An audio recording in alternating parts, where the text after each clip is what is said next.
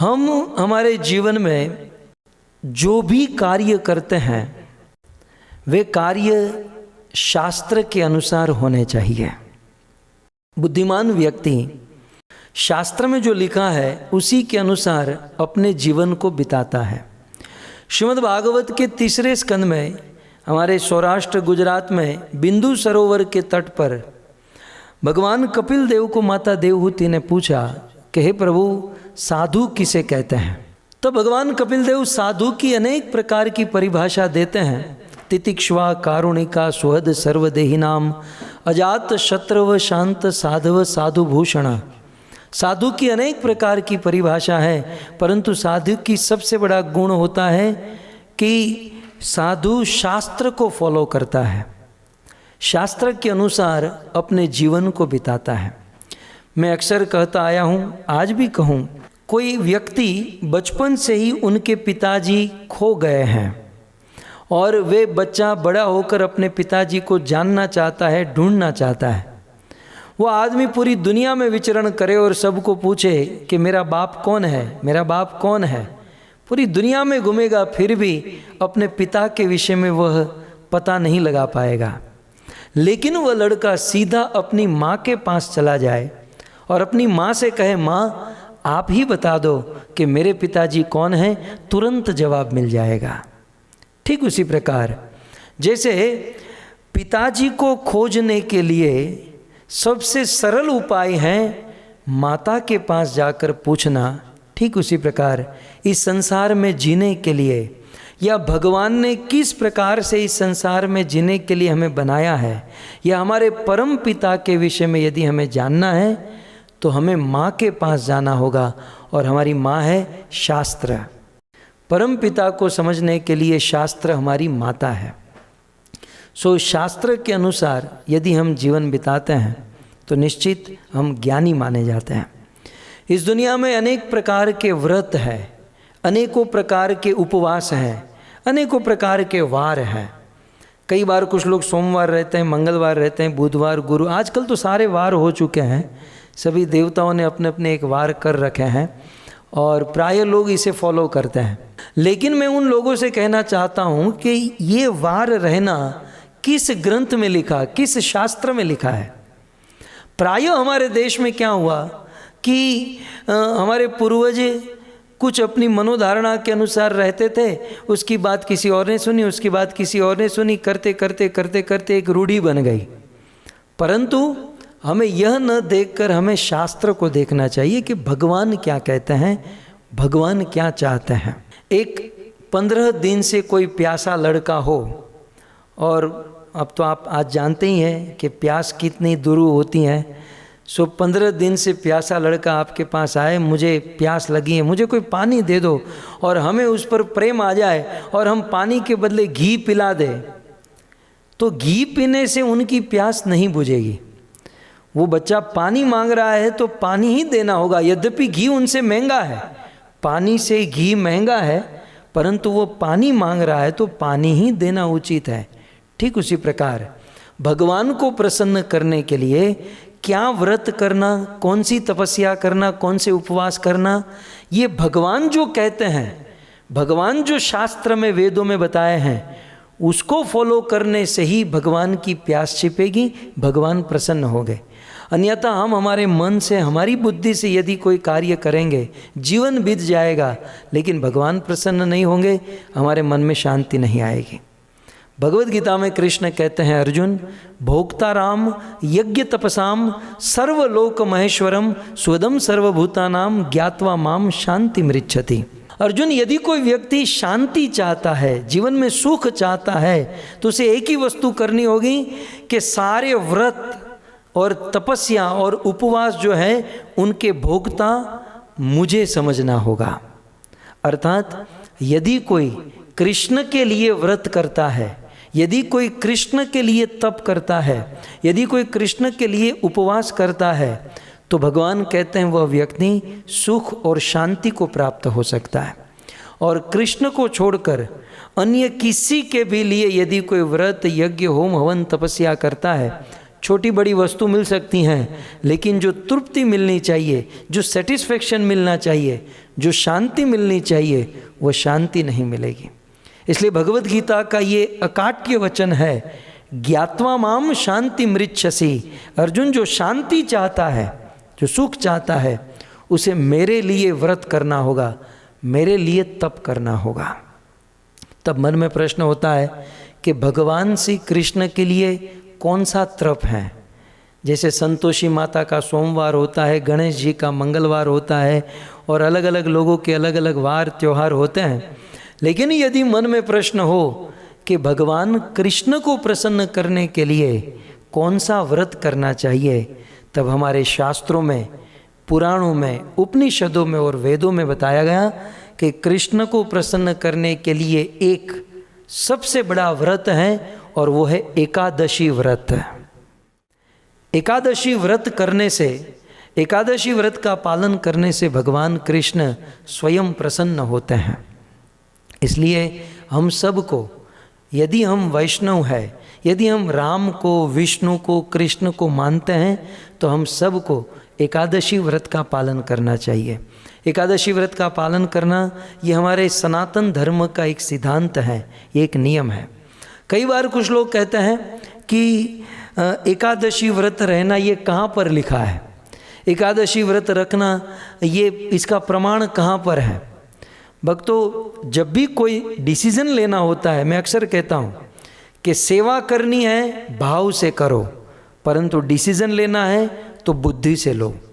जब भी कोई डिसीजन लेना हो तो प्रमाण मांगने चाहिए। हम एकादशी व्रत रहे, इसके प्रमाण क्या हैं। यद्यपि आप सब लोग एकादशी रहते हो, परंतु नहीं रहते तो प्रमाण देख लीजिए। शास्त्रों में सैकड़ों प्रमाण है, सारे वेद, सारे शास्त्र एक स्वर से कहते हैं कि और कोई व्रत रहो या न रहो, एकादशी व्रत का पालन अवश्य करो, क्योंकि सभी व्रतों की महारानी यदि कोई है तो वो एकादशी है। जैसे भारत में 2000 रुपये की नोट होती है, वे भारत के 2000 रुपये की नोट में वो 500 की नोट भी इंक्लूड हैं, 1000 की नोट भी इंक्लूड हैं, 10, 50, 20 ये सारी नोटें इंक्लूड होती हैं। ठीक उसी प्रकार एकादशी व्रत का यदि कोई पालन करता है तो सारे व्रत उस एकादशी व्रत के अंदर आ जाते हैं, और वेद शास्त्र इनके प्रमाण हैं। आप लोग केवल गिनते जाइए कि कितने प्रमाण हैं। प्रमाण नंबर 1, हरि भक्ति विलास में मंगलाचरण के रूप में श्री सनातन गोस्वामी कहते हैं, नमो भगवते तस्मै यस्य प्रिय तमातिथि एकादशी द्वादशी च सर्वभीष्ट प्रदान नृणाम सर्वभीष्ट प्रदान नृणाम। हरिभक्ति विलास 1 महीने तक श्री चैतन्य महाप्रभु के चरणों में वाराणसी में, काशी में बैठकर सनातन गोस्वामी ने सारे वेदों का ज्ञान ग्रहण किया और हरिभक्ति विलास में इसे उजागर किया। प्रणाम करते हुए कहते हैं कि ओम नमः भगवते तस्मै यस्य प्रियतमातिथि। सनातन गोस्वामी कहते हैं मैं भगवान को प्रणाम नहीं करता हूँ, मैं उस तिथि को प्रणाम करता हूँ जिस तिथि को मेरे कृष्ण प्रेम करते हैं, जो तिथि मेरे कृष्ण को अत्यंत प्रिय है। सो नमः नमस्कार करता हूँ भगवते तस्मै, मैं उस भगवान को प्रणाम करता हूँ जिस भगवान की एकादशी तिथि बड़ी प्रिय है, भगवान को बड़ी पसंद है। और यदि कोई व्यक्ति एकादशी तिथि का पालन करता है, एकादशी द्वादशी च, ये एकादशी तिथि जो है सर्व अभीष्ट प्रदान नृणाम, मनुष्य को सभी प्रकार की इच्छाओं को पूर्ण करने वाली ये एकादशी तिथि है, इस तिथि को मैं प्रणाम करता हूँ। सो भक्तों, आइए प्रणाम करके प्रमाण की ओर हम आगे बढ़ें। सबसे पहला प्रमाण हरिभक्ति विलास, दूसरा प्रमाण मत्स्य पुराण, ये तो प्रसिद्ध पुराण है, आप सब जानते हैं। वेदव्यास मुनि ने 18 पुराण लिखे, 18 पुराण लिखे। मैं पहले आपको बता दूं, शास्त्र उसे कहते हैं जो वेदव्यास ऋषि ने लिखे हैं। वेदव्यास ऋषि के अलावा अन्य किसी ने भी जो लिखा है उसे ग्रंथ कह सकते हैं, पुस्तिका कहते हैं, चौपड़ी कह सकते हैं, बुक्स कह सकते हैं, शास्त्र नहीं कह सकते। शास्त्र वो है जो वेदव्यास जी ने लिखे हैं। सो वेदव्यास मुनि ने मत्स्य पुराण लिखा। मत्स्य पुराण में वे लिखते हैं एकादश्याम निराहारो। मत्स्य पुराण एकादश्याम, एकादशी के दिन निराहारो, यदि कोई भोजन ना करे, यो भूंगते द्वादशी दिने, और द्वादशी के दिन वो पारण करे, वो अन्न ग्रहण करे, शुक्ले वा यदि कृष्ण, शुक्ल पक्ष की एकादशी हो या कृष्ण पक्ष की एकादशी हो, तद व्रतम वैष्णवम महत्। मत्स्य पुराण में कहा गया वैष्णवों के लिए यह व्रत सबसे बड़ा कहा गया है। सो मत्स्य पुराण में एकादशी को वैष्णव का सबसे बड़ा व्रत कहा गया है। ये है हमारे वेदों का दूसरा प्रमाण। तीसरा प्रमाण अग्नि पुराण। उसी वेदव्यास मुनि ने अग्नि पुराण लिखा। अग्नि पुराण में वेदव्यास मुनि लिखते हैं एकादश्याम न भुंजित व्रतम एतत् वि वैष्णवम। जो विष्णु को प्रिय है, अथवा यदि हम भगवान विष्णु को प्रिय बनना चाहते हैं तो एकादशी के दिन हमें अन्न नहीं खाना चाहिए, ऐसा अग्नि पुराण में कहा गया है। चौथा प्रमाण विष्णु स्मृति। आप सब जानते हैं स्मृतियाँ हैं हमारे इतिहास में, इस संसार में वेद हैं, उपनिषद हैं, पुराण हैं और स्मृति है। जैसे मनु स्मृति, वैसे एक है विष्णु स्मृति। सो विष्णु स्मृति में प्रमाण के रूप में कहा गया एकादश्याम न भुंजित कदाचित अपि मानवः। सो विष्णु स्मृति में कहते हैं कदाचित, कभी भी एकादशी के दिन अन्न नहीं खाना चाहिए। और वहाँ पर वो शब्द कहते हैं मानवः। यदि हम मानव है, यदि हम मनुष्य है, सो मनुष्य को एकादशी के दिन कभी अन्न नहीं खाना चाहिए। ये है पांचवा प्रमाण विष्णु स्मृति में। छठा प्रमाण स्कंद पुराण। ये तो प्रसिद्ध पुराण है, सबसे बड़ा पुराण स्कंद पुराण कहा गया है, जिसमें 80,000 श्लोक हैं। तो स्कंद पुराण में कहते हैं, देखिए थोड़ी सी कठोर बात है लेकिन ध्यान से सुनिएगा, ध्यान से सुनिएगा। स्कंद पुराण में लिखियो कि मातृहा पितृहा चैव भातृहा गुरुहा। मातृहा, मातृ माने माँ, हा माने हनन करना। अपनी माँ को मारने से जितना पाप लगता है, पितृहा अपने पितृओं को मारने से जितना पाप लगता है, भ्रातृहा अपने भाई को मारने से जितना पाप लगता है, और गुरुहा अपने गुरु को मारने से जितना पाप लगता है। तो मातृ, पितृ, भाई और गुरु, इन चारों को मार डालने से जितना पाप लगता है, स्कंद पुराण में लिखते हैं एकादश्या तु वो भुंगते विष्णु लोकाच्युतो भवेत। एकादशी के दिन अन्न खाने से उतना ही पाप लगता है जितना माँ, बाप, भाई और गुरु को मारने से पाप लगता है।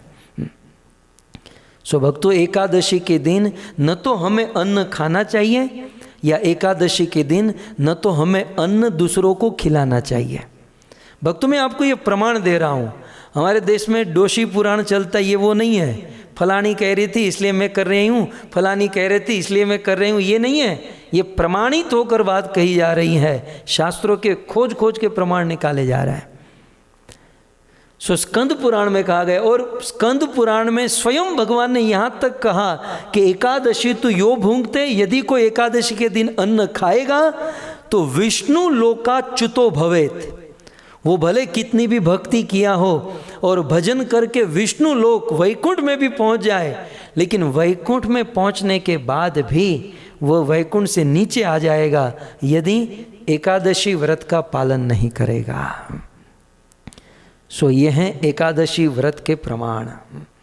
भक्तों, ब्रह्म वैवर्त पुराण में तो बहुत एकादशी के विषय में बहुत कुछ लिखा है। ब्रह्म वैवर्त पुराण में 7वां में नंबर के साथ याद रखिएगा, 7वां प्रमाण ब्रह्म वैवर्त पुराण में लिखा है स केवल अघम भुंगते। बड़ा सरल संस्कृत है ब्रह्म वैवर्त पुराण का। स माने वो, केवल, केवल माने ओनली एंड ओनली, वह व्यक्ति मात्र और मात्र अगम भूंगते, अगम माने पाप, भूंगते माने खाना, वो व्यक्ति एक और मात्र एक पाप ही खा रहा है। कौन? यो भूंगते हरिवासरे, जो व्यक्ति एकादशी के दिन अन्न खाता है, वो व्यक्ति मात्र पाप ही खाता है जो व्यक्ति एकादशी के दिन अन्न खाता है।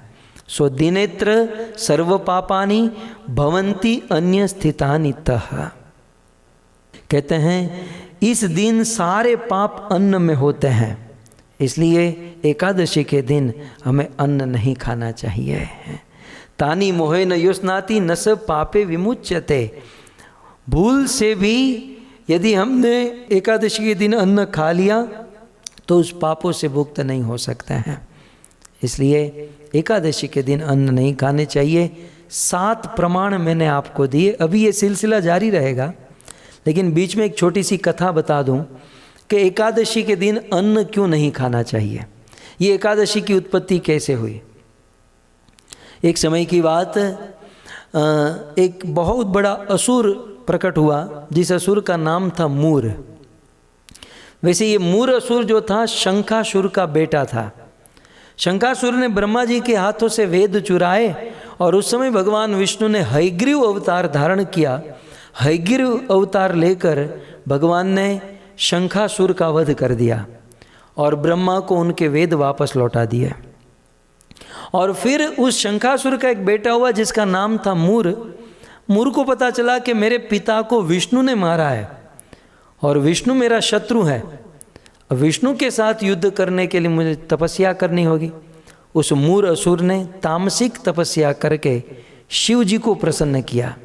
ये जितने भी तमोगुणी बंदे होते हैं असुर लोग, ये शिव जी के पास जाते हैं, क्योंकि शिव जी बेचारे भोले हैं, उनका नाम ही है भोलेनाथ। कोई भी आए तो शिव जी तुरंत प्रसन्न हो जाते हैं, वरदान दे देते हैं, छोटी छोटी बातों में प्रसन्न हो जाते हैं। इसलिए मूर असुर ने शिव जी की उपासना की, तमोगुणी उपासना से शिव जी को प्रसन्न किया, शिव जी से शक्ति प्राप्त कर ली। और ये असुर देवताओं के साथ घमासान युद्ध करने लगा।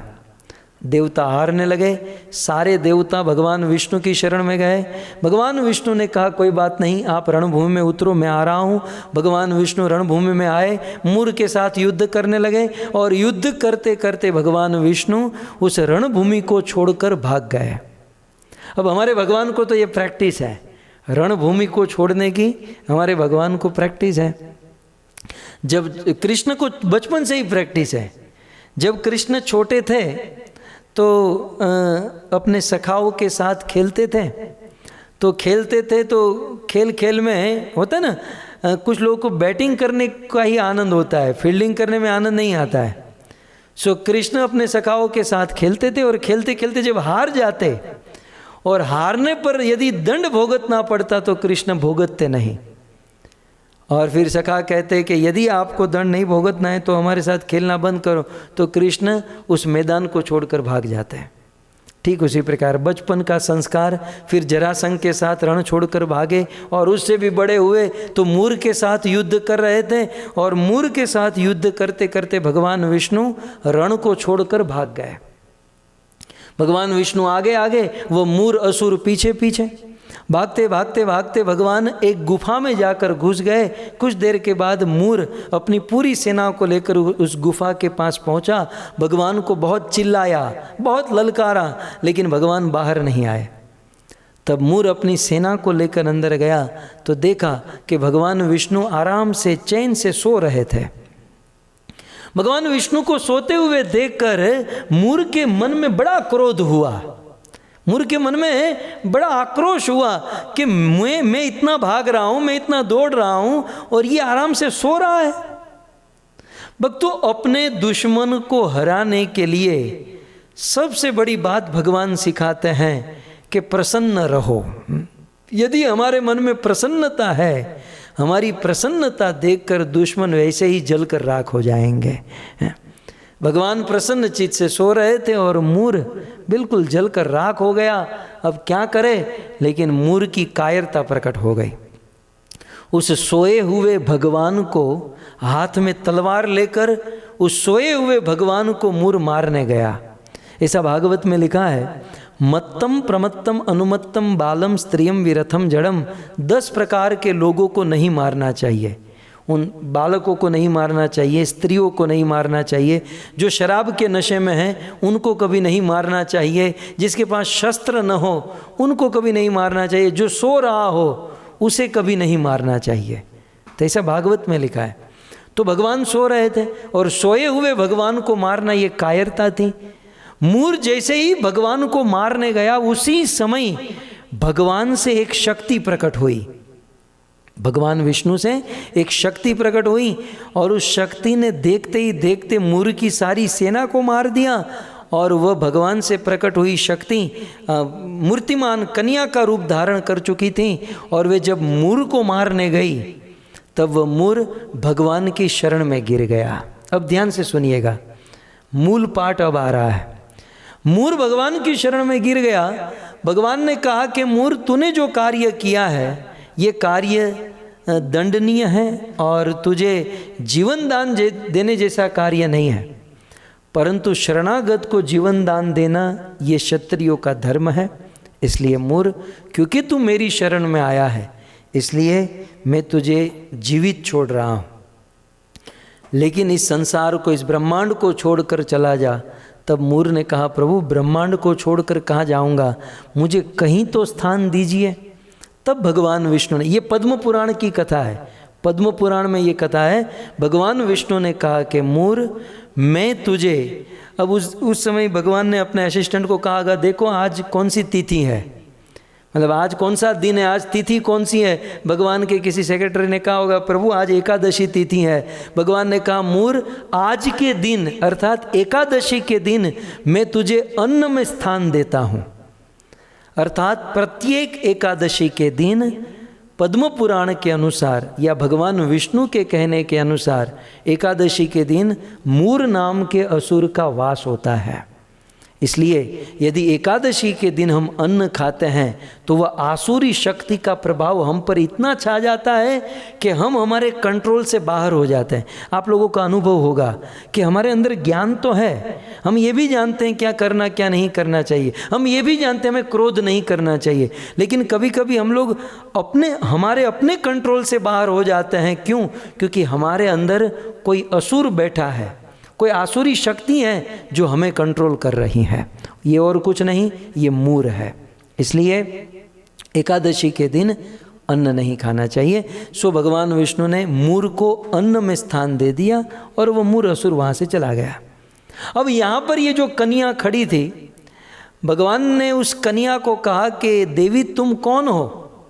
अब आचार्यों का ऐसा मत है, संतों के मुख से हमने सुना है कि उस कन्या ने कहा कि मैं एक दासी हूँ। उस कन्या ने क्या कहा? मैं एक दासी हूँ। इसलिए उसका नाम हो गया एकादशी। एक दासी हूँ ऐसा कहने से उनका नाम ही पड़ गया एकादशी। अथवा भगवान ने कहा कि आज की तिथि एकादशी है, आज के दिन तुम्हारा जन्म हुआ, इसलिए मैं तुम्हारा नाम एकादशी रखता हूँ। और उस समय भगवान विष्णु ने कहा कि देवी तुमने मेरा इतना अच्छा कार्य किया है, इसलिए मैं तुम्हें ऐसा वरदान दूंगा, न भूतो न भविष्यति। न भूतकाल में ऐसा वरदान किसी को दिया था, न भविष्य में मैं किसी को ऐसा वरदान दूंगा। मैं ऐसा वरदान दे रहा हूँ। और वो वरदान क्या था? भगवान ने कहा था एकादशी, यदि कोई व्यक्ति कलयुग में या भविष्य में एकादशी व्रत का पालन करेगा, उस एकादशी व्रत का पालन करने वाले व्यक्ति को मेरी शुद्ध भक्ति प्राप्त होगी। कुछ लोग कहेंगे यार ये क्या है? कुछ पैसे वैसे मिल जाते, कुछ जॉब वॉब मिल जाती, ये क्या शुद्ध भक्ति? सो भक्तों, आपकी जानकारी के लिए कह दूं, इस दुनिया में गाड़ी बंगला पैसे नौकर चाकर ये सब तो थोड़ा सा पुरुषार्थ करे, थोड़ी मेहनत करे, थोड़ी अक्ल दिमाग चलाए तो ये सब कुछ मिल सकता है। लेकिन इस दुनिया में सबसे कठिन, सबसे मुश्किल जो है वो है भगवान की भक्ति। इसलिए आदि शंकराचार्य या नारद मुनि या भक्ति रसामृत सिंधु में रूप गोस्वामी ने भक्ति के विषय में यही कहा, सुदुर्लभा। भक्ति जो है अत्यंत ही दुर्लभ है। और ऐसी दुर्लभ भक्ति एकादशी व्रत का पालन करने से प्राप्त हो जाती हैं। इसलिए हम सबको एकादशी व्रत का पालन करना चाहिए। एकादशी के दिन हमें अन्न नहीं खाना चाहिए। इसके 7 प्रमाण मैंने आपको बताए। अब इसका 8वां प्रमाण है। अब ये कथा को भी एक प्रमाण ले लो तो 8 प्रमाण हो जाएंगे। और आगे इसका प्रमाण विष्णु धर्मोत्तर में लिखा है। विष्णु धर्मोत्तर में कहते हैं, ब्रह्मचारी गृहस्थो वा वानप्रस्थो यथा यति, चाहे ब्रह्मचारी हो चाहे गृहस्थ हो। कई बार कुछ गृहस्थ ऐसा कह के छूट जाते हैं, भाई हम तो गृहस्थी हैं, हम संसारी हैं, ये सब तो साधु संत करते हैं, हम लोग थोड़ी करेंगे। तो यहाँ शास्त्र में लिखा है, चाहे गृहस्थ हो चाहे ब्रह्मचारी हो, वानप्रस्थी हो या यति सन्यासी हो, कोई भी क्यों न हो, एकादश्याम ही भुंजानो भूंगते गोमांस एव ही। भक्तों, ये बिल्कुल दिल को दहला देने वाली बात है। ध्यान से सुनिए, एकादश्याम ही भुंजानो, एकादशी के दिन कोई अन्न खाएगा तो भूंगते गोमांस एव ही, वो अन्न नहीं खा रहा, वो गाय का मांस खा रहा है। एकादशी के दिन अन्न खाना वो गाय के मांस के बराबर माना गया है। प्रमाण विष्णु धर्मोत्तर शास्त्र में, वेद में कहा गया है। और एक प्रमाण आपको दूं, एक एव नर पापी नरके नृप गच्छति। बहुत सुंदर यहाँ पर स्टाइल से भगवान, स्वयं भगवान कहते हैं कि यदि कोई पाप करता है, ध्यान से सुनिएगा, एक एव नर पापी नरके नृप गच्छति, यदि कोई पाप करता है तो वो अकेला नरक जाएगा। ध्यान से सुनिएगा, यदि कोई पाप करता है तो वह पाप करने वाला आदमी अकेला नरक में जाएगा। लेकिन यदि कोई एकादशी के दिन अन्न खाता है तो वह अकेला नहीं, अपने सारे परिवार को साथ में लेकर नरक में जाएगा। प्रमाण में शास्त्र, एकादशी अन्न भोजी यह पितृ भी सहमज्जति। एकादशी के दिन अन्न खाने वाला पितृ भी अपने पूरे परिवार को साथ में लेकर नरक में जाएगा। इसलिए भक्तों, पाप करना अच्छा है, पाप करने से केवल हम ही नरक में जाएंगे, लेकिन एकादशी नहीं रहने से हम तो जाएंगे, पूरे परिवार को लेकर जाएंगे।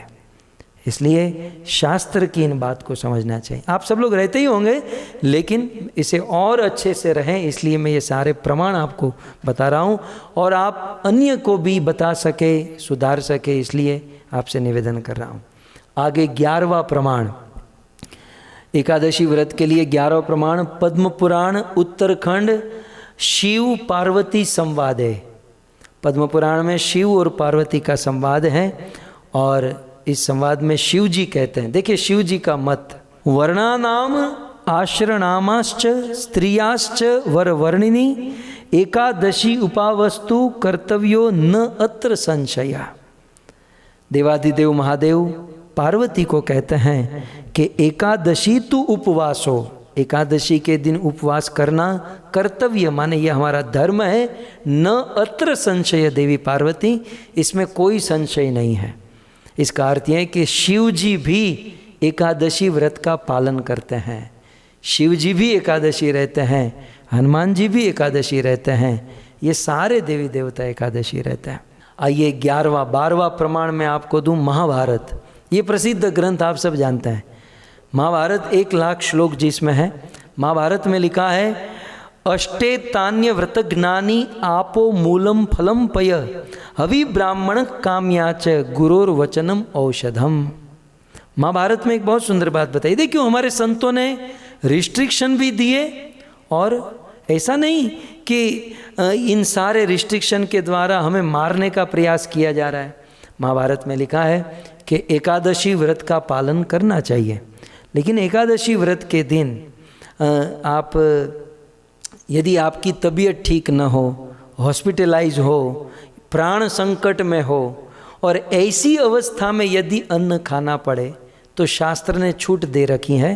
तो यहाँ पर यह भी लिखा है, औषधम, औषधि के रूप में, दवाई के रूप में, प्राण संकट में हो और मर जाएंगे तो भजन भक्ति नहीं हो पाएगी, तो शरीर टीका होगा तो 2-5 एकादशी अधिक कर पाएंगे।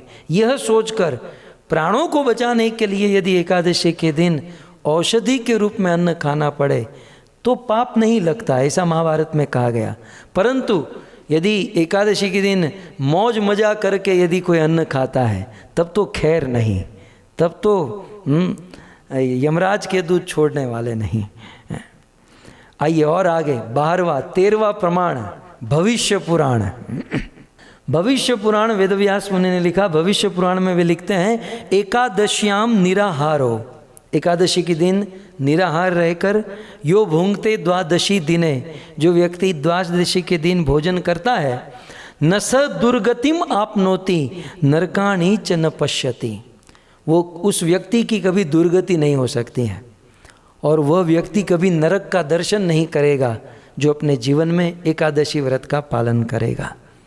प्रसिद्ध पुराण आगे 13वां प्रमाण गरुड़ पुराण। मरने के बाद गरुड़ पुराण पढ़ने से अच्छा है जीते जी सुन लीजिए।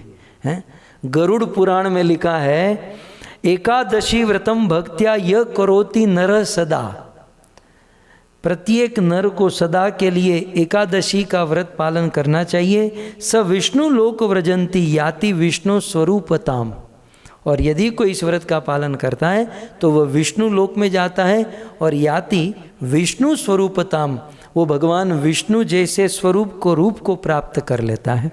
और फिर आगे और 14वां प्रमाण विष्णु पुराण प्रसिद्ध, ये भी प्रसिद्ध पुराण है।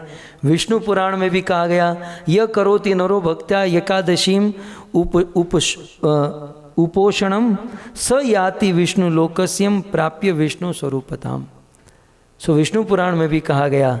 और भक्तों इन सारे प्रमाणों के द्वारा, अब ऐसे तो सैकड़ों प्रमाण हैं लेकिन आप सब समझदार हैं, श्रद्धालु हैं, तो इन प्रमाणों के द्वारा हम समझ सकते हैं एकादशी की क्या महिमा है। भक्तों रामायण में एक बहुत सुंदर कथा आती है। सूर्य वंश के एक राजा हुए जिस राजा का नाम था राजा रुक्मांगद। रुक्मांगद राजा की बहुत सुंदर कथा है। रघुकुल के सूर्य वंश के ये बहुत प्रतापी राजा थे और राजा रुक्मांगद के राज्य में बहुत सुंदर गार्डन बगीचा हुआ करता था। इतना सुंदर बगीचा कि उस बगीचे में उगे हुए फूल की सुगंध रुक्मांगद के राज्य में तो आती थी, लेकिन उस राज्य को भेद कर वह सुगंध स्वर्ग तक जाती थी। आजकल के फूल हाथ में हो वो सुगंध नाक तक नहीं आती है, लेकिन रुक्मांगद के राज्य के फूल की सुगंध स्वर्ग में जाती थी। आज हम देखते हैं दिखने में बहुत अच्छे फूल होते हैं, खास करके अमेरिका जैसे देश में, लेकिन सुगंध के नाम पर कुछ नहीं होता। लेकिन एक बात है, वृंदावन में जो गुलाब जो फूल की सुगंध है आज भी बरकरार है, बहुत सुंदर सुगंध होती है। खैर राजा रुक्मांगद के राज्य में बहुत सुंदर बगीचा था, उसमें सुगंध इतनी कि वो स्वर्ग में जाती थी। एक दिन की बात है, स्वर्ग की कुछ अप्सराएं, स्वर्ग की एक मुख्य अप्सरा है जिसका नाम है उर्वशी। उर्वशी अप्सरा अपनी कुछ सखियों को साथ में लेकर विचरण करने निकली। उसे सुगंध आने लगी तो जहाँ से सुगंध आ रही थी खोजते खोजते खोजते राजा रुक्मांगद के बगीचे में पहुँच गई। और बगीचे में आकर रात का समय था, संसार सो रहा था, और बगीचे में जो खिले हुए फूल थे उस फूल को तोड़कर सारी अप्सराएं स्वर्ग में चली गई। दूसरे दिन आई, तीसरे दिन आई, अब तो अप्सराओं का क्रम बन गया कि संसार सो जाए और रात को सारी अप्सराएं रुक्मांगद के राज्य में आए और फूल तोड़कर चली जाए। भक्तों ये कथा स्कंद पुराण में है, मैं प्रमाण के साथ आपको बता। एक दिन की बात, ये सारी सखियाँ उर्वशी के साथ सारी अप्सराएं उस बगीचे में फूल तोड़कर वापस लौट रही थी। उसमें उर्वशी की जो साड़ी थी उस साड़ी का पालव बैंगन के पौधे के कांटे में फंस गया। उर्वशी की साड़ी बैंगन के पौधे के कांटे में फंस गई। बैंगन समझ रहे ना, રીંગણા આપણા ભડથું કરીએ ને આપણે એ રીંગણા, सो बैंगन के पौधे के कांटे में फंस गई। अब स्कंद पुराण में ऐसा लिखा है कि ब्रिंजल जो है, बैंगन जो है, રીંગણા जो है वो बहुत रजोगुणी और तमोगुणी है। इसलिए यदि कोई बैंगन खाता है तो उनको कई प्रकार का पाप लगता है। स्कंद पुराण में यहाँ तक लिखा है कि जिस व्यक्ति को भगवान की प्राप्ति करनी है उसे मांस नहीं खाना चाहिए, शराब नहीं पीनी चाहिए और बैंगन नहीं खाना चाहिए। वो मांस, शराब और उसके साथ बैंगन का नाम जोड़ा है।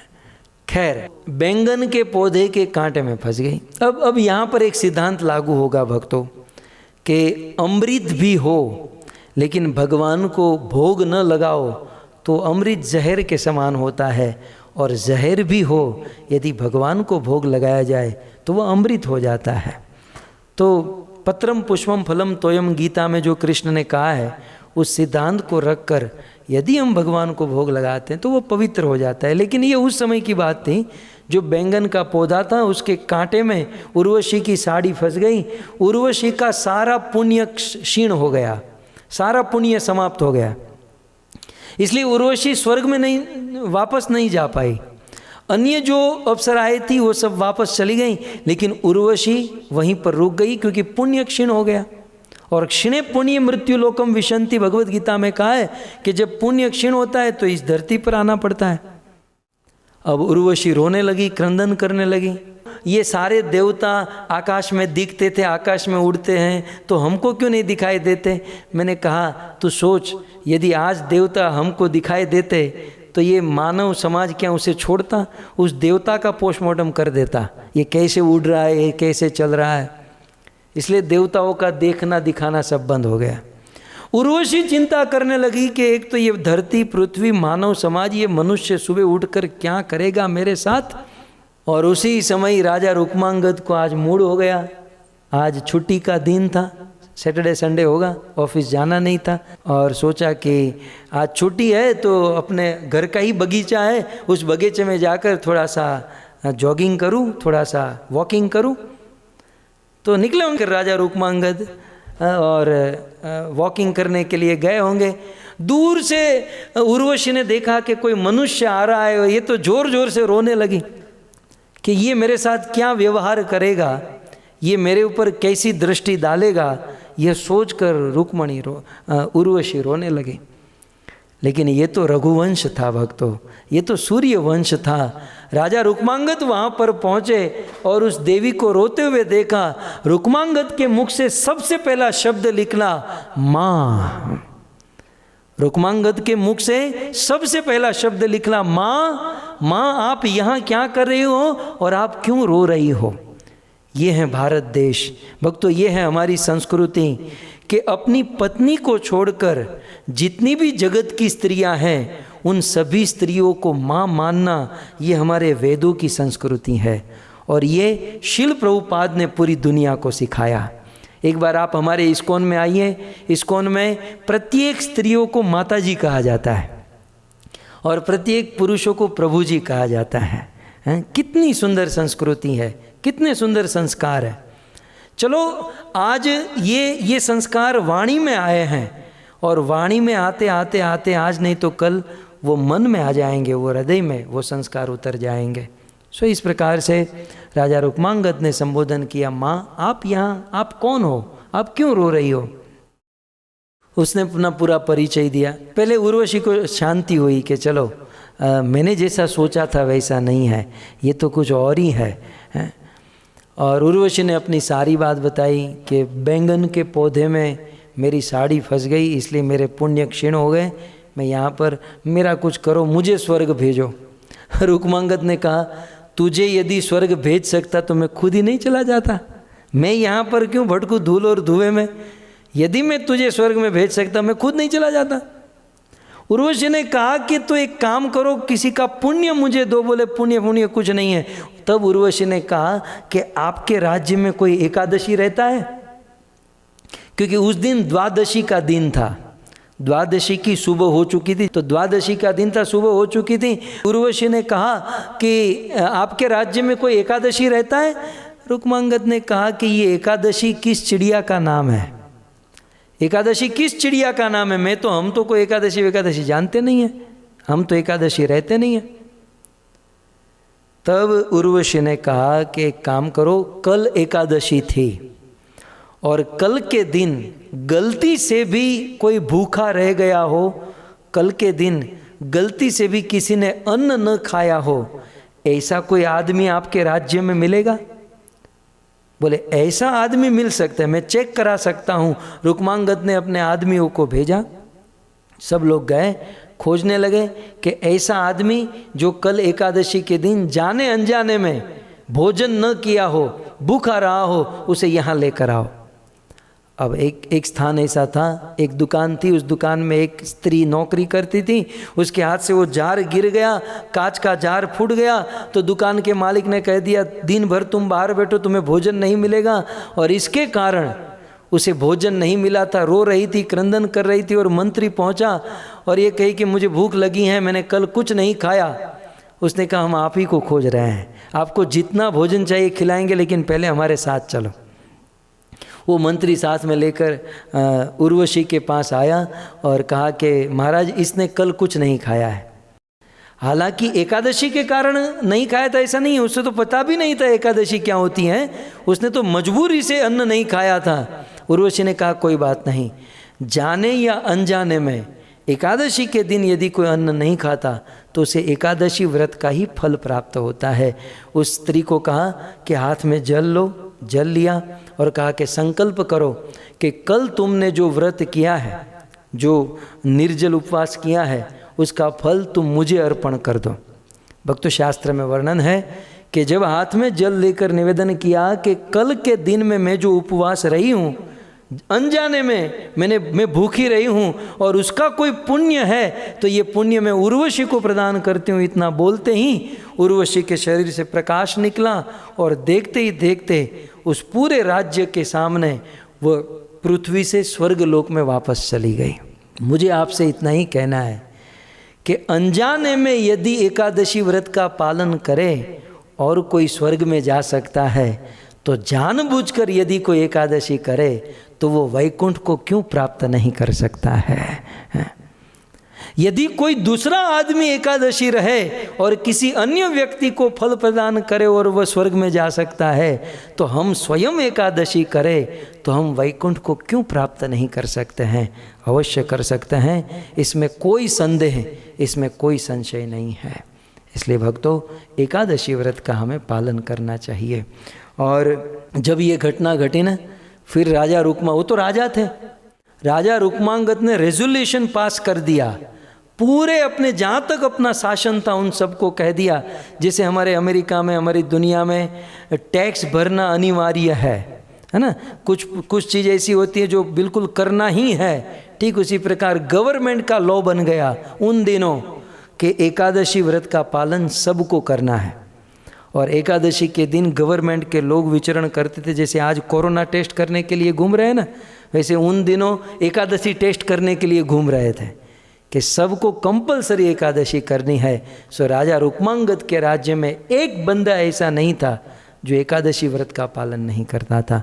और कथा तो यहाँ तक आती है कि एक दिन ऐसा आया कि पूरा राज्य एकादशी व्रत करता था और एक दिन पूरा राजा रुक्मांगद का राज्य एक साथ भगवान के धाम वैकुंठ को प्राप्त हो गया।